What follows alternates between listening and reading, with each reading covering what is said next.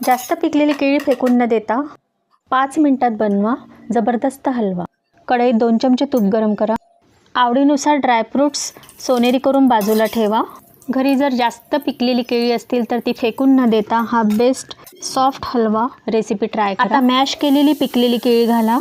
तर इथे मी पॅनमध्ये ताबडतोबच केळीचे तुकडे करून घालते आहे। 5 मिनिटे सतत हलवत शिजवा। साखर किंवा गूळ घाला। तर मी इथे 2 चमचे गूळ घातला।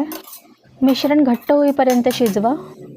हलव्याला रिच लुक येण्यासाठी 2 चमचे दूध घातले। केसर असल्यास घरी दुधामध्ये केसर घालून सुद्धा घालू शकतो। केळी पूर्णतः मॅश न करता हलव्यामध्ये केळीचे तुकडे दिसायला पाहिजे। शेवटी वेलची पूड घाला। काजू मनुका घालून मिक्स करा।